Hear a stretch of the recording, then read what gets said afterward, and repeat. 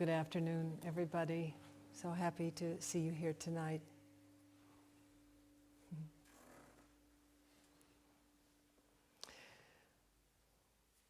I just returned from Alaska early this morning and had the really marvelous experience of being in a gathering with many healthcare providers, many of whom were Native peoples, many of whom were women my age, who lived in these tiny communities where no roads could access. The only access is by airplane. And where these noble women who live in these communities, these elders, have taken responsibility for the health and well-being of their people. And they're not nurses and they're not doctors. They're health aides. And they're really brave. They're working in situations of great challenge where spousal abuse, alcoholism, drug addiction, malnutrition, obesity, great psychosocial complexity exists.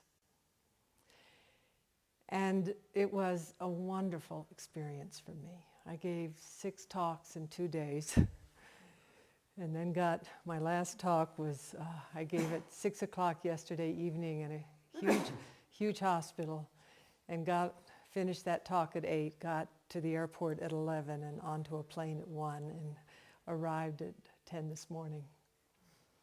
With that feeling of the robustness of a certain kind of individual, and you are those kinds of individuals.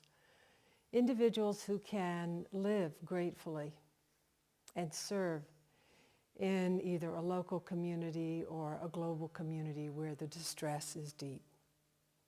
And it was wonderful meeting these women. These kind of stout women would come up and sort of shake my hand robustly and smile and then give me a hug. And in the beginning I felt that kind of coolness that comes from the checking out behavior. But they discovered I had feet of clay too. And the absolute joy of coming home to my old friend here.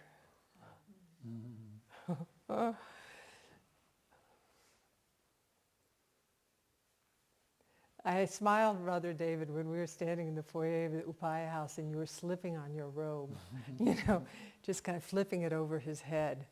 And looking at the two of us, bats, friends for 30 years, people who love the natural world, people who cherish our solitude, 2 people who spend a great deal of time practicing, 2 people who probably think more than we should. Brother David, as a Benedictine monk, has practiced Buddhism for almost as long as I have, maybe longer, I don't know. I began in 65. You began probably around that time as well, right? 66. 66. So we're the same age in the Dharma. And one of the great aspects of our life here at Upaya is that we define the Dharma in a much bigger way than many communities are able to. We define it more in terms of the human heart and not so much in narrow religious terms, although we're both people who live in religious communities and we both appreciate the hermit life that we sometimes have the joy of living. And we both teach. And we both have come to realize the profound value not only of friendship, but of networks of relationships where the wholesome aspect of friendship is very present. And in a way, we've been through a lot as a pair of old friends in our own religious communities. And we have disagreed together in relation to our current government. And we are political activists, and one of my favorite things is to get Brother David's emails raving about the injustices in the world that we all feel deeply. Because he, like so many of you, has taken on the responsibility, even as a hermit and as a man who's over 80, an elder in our community, to continually send his voice into the world and to make his feelings and his own insights heard deeply. And in the midst of, I think, what we both feel, which is deep concern and profound dismay with regards to what is happening in the world today, in the midst of all this, there is also something that is not to be discouraged within us.